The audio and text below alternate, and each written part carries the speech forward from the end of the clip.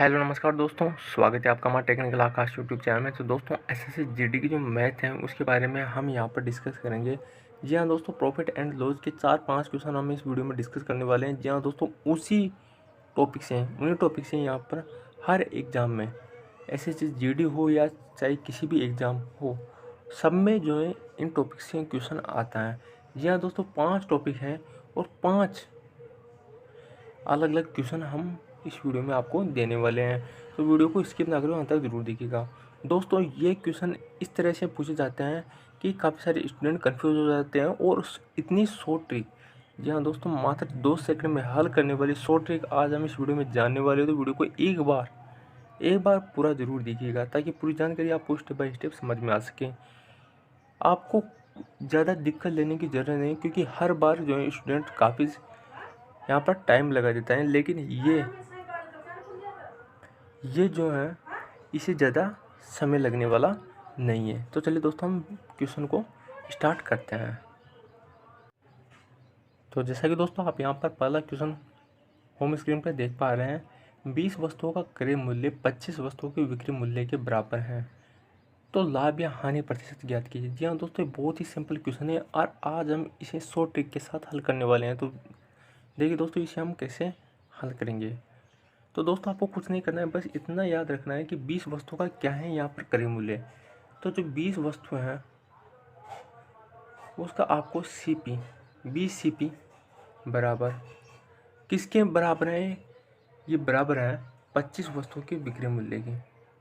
तो 25 SP के बराबर है, यानी कि विक्रय मूल्य के बराबर है। 20 वस्तुओं का जो क्रय मूल्य 25 वस्तुओं के बराबर है। अब दोस्तों ये क्वेश्चन यहीं पर हल हो गया है, अब आपको कोई दिक्कत लेने की जरूरत नहीं है। आप यहाँ पर देख सकते हैं CP के जस्ट सामने कौन आ रहा है, CP के जस्ट सामने आ रहा है 25। तो 25 और जो बचा हुआ जो है SP के सामने आएगा। तो CP के सामने कौन आ रहा है, CP के सामने आ रहा है 25, तो CP हो गया 25 और SP के सामने आ रहा है, SP के सामने यहाँ पर कौन आ रहा है 20, तो यहाँ पर 20 SP हो गया। तो कुल मिलाकर ये है। अब आपको ये सोच लेना है, यहाँ पर इतना तो दिमाग लगा लेना है कि कोई वस्तु अगर आप 25 रुपये में खरीदते हो और उसे 20 रुपये में बेचते हो तो आपको घाटा हो रहा है। तो मतलब कुल मिलाकर यहाँ पर ये कन्फर्म है कि यहाँ पर हानि होने वाली है। लेकिन कितने परसेंट की हानि होगी, हम पूरी जानकारी आपको इस वीडियो में देंगे। तो आप यहाँ पर देख सकते हैं 5 रुपये की हानि हो रही है 25 रुपये पर। क्रय मूल्य हमेशा नीचे रखा जाता है और लाभ या हानि हमेशा क्रय मूल्य पर ही होती है 25। अब यहाँ पर हानि प्रतिशत पूछ रहा है, तो यहाँ पर प्रतिशत 100 से गुणा हम कर देंगे। 100 से गुणा करने के बाद आप इसे काटेंगे तो 25 चौ 100, तो कुल मिलाकर यहाँ पर 20%, जी हाँ दोस्तों 20% की यहाँ पर हानि होगी। इस तरह से आप क्वेश्चन हल कर सकते हैं। तो चलिए दोस्तों हम दूसरे क्वेश्चन की तरफ, नेक्स्ट टॉपिक की तरफ हम चलते हैं और उस टॉपिक की बात करते हैं कि इससे किस प्रकार से क्वेश्चन पूछे जाते हैं। दोस्तों ये टॉपिक ऐसा है कि इससे हर एग्जाम में क्वेश्चन पूछे जाते हैं और स्टूडेंट कहाँ यहाँ पर परेशान होते हैं। नेक्स्ट क्वेश्चन की हम बात कर लेते हैं। तो दोस्तों आप नेक्स्ट क्वेश्चन यहाँ पर देख पा रहे हैं, ये बहुत ही इजी क्वेश्चन है, लेकिन ये भी बहुत ही टफ कैटेगरी में यहाँ पर रखा जाता है। तो आज हम इस वीडियो में इसके बारे में भी चर्चा कर लेते हैं, क्योंकि हमारा जो है सेकंड टॉपिक हो गया। तो कंसेप्ट नंबर 2 की हम बात करें तो 1 रुपये में 2 की दर से नींबू खरीद कर, जी हाँ दोस्तों 1 रुपये में नींबू खरीद रहे हैं वो 2, ठीक है। खरीद कर 3 रुपये में 4 की दर से नींबू बेचा जाता है। दोस्तों इन क्वेश्चनों को हल करने के बाद आप खुद भी जो है कि अपनी बुक में से इस तरह के अगर क्वेश्चन करेंगे तो आपको कोई दिक्कत का सामना नहीं करना पड़ेगा। तो आप यहाँ पर देख सकते हैं लाभ यानी ज्ञात कीजिए, ये पूछा गया है। तो आप किस तरह से आप यहाँ पर निकाल सकते हैं, या फिर आपसे यहाँ पर क्रय मूल्य या विक्रय मूल्य भी पूछा जा सकता था, उसे भी आप निकाल सकते थे। लेकिन 1 रुपये में 2 की दर से नींबू खरीद रहा है और 3 रुपये में 4 की, जैसा कि आप यहाँ पर देख सकते हैं 1 रुपये में 2 की दर से नींबू खरीद रहा है और 3 रुपये में 4 की दर से नींबू बेच रहे हैं। अब यहाँ पर जो है क्वेश्चन बहुत ही सिंपल हो जाता है। अब किस तरह से आपको यहाँ पर याद करना है, टोटल नींबू कितने होंगे। टोटल नींबू आप 2 को 4 से गुणा करने के बावजूद यहाँ पर जो आता है 8, ठीक है। अब यहाँ पर कुल मिलाकर 1 रुपये में 2 नींबू खरीद रहे हैं और 3 रुपये में 4 की दर से नींबू खरीदता है। अब आपको 2 से 8 को काट देना है, 4 बार काटता है, और 4 से 8 को काट देना है, जो कि 2 बार कट रहा है। तो अब 1 को 4 से गुणा करने के बावजूद CP आएगा, वो आएगा 4, और SP आएगा 3 दूना 6। तो कुल मिलाकर अगर 4 रुपये की कोई वस्तु को अगर 6 रुपये में बेच जाते हैं तो लाभ हो रहा है। तो 2 रुपये का लाभ हो रहा है वो 4 रुपये पर। और अगर आपको प्रतिशत निकालना है तो 100 से गुणा कर दो, 4 दूना 8, 4 पंजी 20, यानी कि 50% का लाभ यहाँ पर हो रहा है। इस तरीके से आप क्वेश्चन को हल कर सकते हो। अगर आपसे CP पूछा जाता तो 4 है और SP पूछा जाता तो 6 आता। तो चलिए दोस्तों नेक्स्ट क्वेश्चन की हम बात कर लेते हैं। तो हमारा नेक्स्ट क्वेश्चन इस प्रकार से है, किसी वस्तु को 390 रुपये में बेचने पर, जी हाँ दोस्तों SP, जो SP है वो SP बराबर 390 रुपये है। तो 30% का लाभ होता, यानी कि 390 रुपये में बेचने पर 30% का लाभ होता, तो 30% कितना हो गया, जी हाँ तो 30/100 यानी कि 3/10। ठीक है, अब लाभ हो रहे हैं तो लाभ हमेशा किस पर होता है, क्रय मूल्य पर। तो CP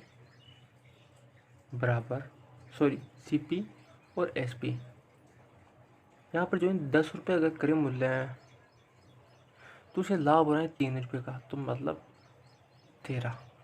SP होगा 13 क्योंकि उसे लाभ हो रहा है। अगर उसे हानि होती तो यहाँ पर 10 में से 3 घटाकर यहाँ पर 7 लिखा जाता। अब 390 रुपये में बेच रहा है तो हम इसके नीचे यहाँ पर 390 लिखेंगे और इसे काटेंगे तो 13 तिया 39, 30 बार कटेगा। तो इस तरह से हम इसे 30 से गुणा करके यहाँ पर क्रय मूल्य निकाल सकते हैं। तो जिस प्रकार से हम 10 को 30 से गुणा करेंगे तो मतलब 13 से गुणा करेंगे, 30 से गुणा करेंगे तो यहाँ पर जो आएगा 100,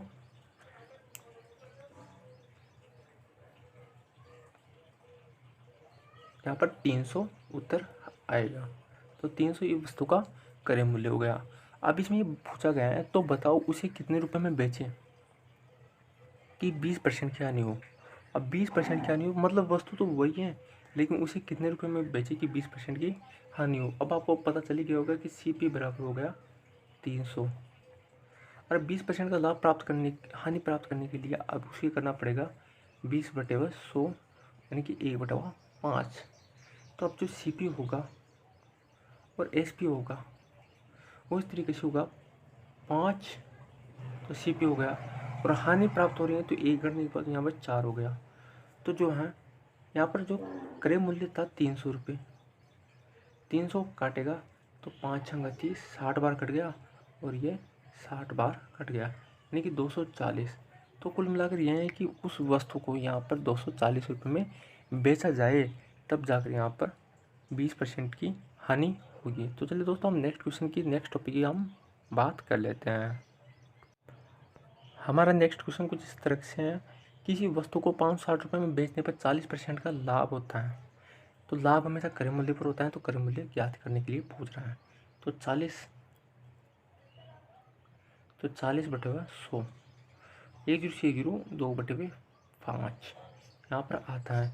तो जो CP है और SP है, अगर CP 5 है तो SP 7 होगा क्योंकि लाभ हो रहा है। अब यहाँ पर बेचने पर 560 रुपये में बेचा जा रहा है, तो यहाँ पर 7 से काटने पर 7 8 56 80, और यहाँ से 80 से गुणा करने के बावजूद 40 आता है, 8 पंजे 40। तो जो है उसका जो क्रय मूल्य है वो 400 रुपये था। दोस्तों अगर आप किसी भी क्वेश्चन को बिना ऑप्शन के हल करते हो तो दोस्तों वो ही आपके टैलेंट को परखते हैं, क्योंकि ऑप्शन से कोई भी हल कर सकता है लेकिन बिना ऑप्शन से केवल वही कैंडिडेट हल करता है जिसे 100% विश्वास हो। तो नेक्स्ट क्वेश्चन की जो लास्ट क्वेश्चन है हमारा, उसकी हम चर्चा कर लेते हैं।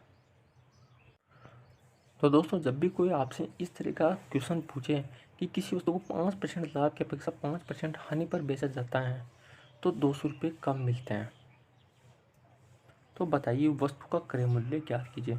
तो वस्तु को यहाँ पर CP ज्ञात करने के लिए पूछा जा रहा है कि CP क्या होगा, लेकिन हमें केवल इतना ही ध्यान रखना है कि इस तरह का क्वेश्चन पूछा जाए जिसमें एक तरफ लाभ हो और एक दूसरी तरफ हानि हो, तो लाभ और हानि को हमें जोड़ देना है।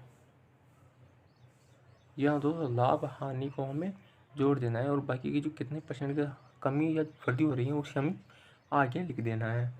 अगर यहाँ पर लाभ लाभ होता, लाभ और फिर यहाँ पर भी लाभ होता हानि की जगह भी, तो हम दोनों को घटा देते, सेम कैटेगरी को हम घटा देते। और जबकि यहाँ पर अपोजिट कैटेगरी लाभ और हानि है, तो इसलिए हम इसे जोड़ेंगे। तो इसे दोनों को जोड़ने पर 10% आ गया बराबर 200, तो 1% बराबर 20, 100% बराबर यहाँ पर आ गया 2000। तो इसका जो क्रय मूल्य है वो 2000 होगा। लेकिन अगर अब यहाँ पर हानि हानि होती तब भी उसे हम घटा देते हैं, क्योंकि सेम कैटेगरी को हम घटाते हैं और अपोजिट कैटेगरी को हम जोड़ देते हैं। तो यहाँ पर CP बराबर हो जाएगा 2000 रुपये। आशा करता हूँ दोस्तों ये मेरे द्वारा दी गई सारी जानकारी आपको पसंद आई होगी। अगर पसंद आई वीडियो को लाइक कीजिएगा, चैनल पर नए चैनल को सब्सक्राइब कीजिएगा। दोस्तों ऐसे ही ऐसे GD के क्रश कोर्स जो profit and loss, percentage, average, जितने भी रिलेटेड हैं, रेशियो एंड प्रोपोर्शन और जो क्षेत्र मिति, आयतन, सबके बारे में हम इस वीडियो में नेक्स्ट वीडियो में डिस्कस करेंगे। आज की वीडियो में बस इतना ही और ऐसे ही क्रश कोर्स हम आपके लिए लाते रहेंगे। अगर आप ऐसे GD के छात्र हैं और ऐसे GD को क्रैक करना चाहते हैं 2021 वाली भर्ती में, तो दोस्तों आप अभी से यहाँ पर तैयार रहिए, क्योंकि 2011, 15 और 2018 में यहाँ पर SSC GD के जो जितने भी क्वेश्चन पूछे गए थे, जितने भी पेपर में क्वेश्चन आए थे, सारी जानकारी हम आपको हमारे वीडियो के थ्रू देने वाले हैं। तो वीडियो को शेयर और चैनल को सब्सक्राइब जरूर कर लें। धन्यवाद।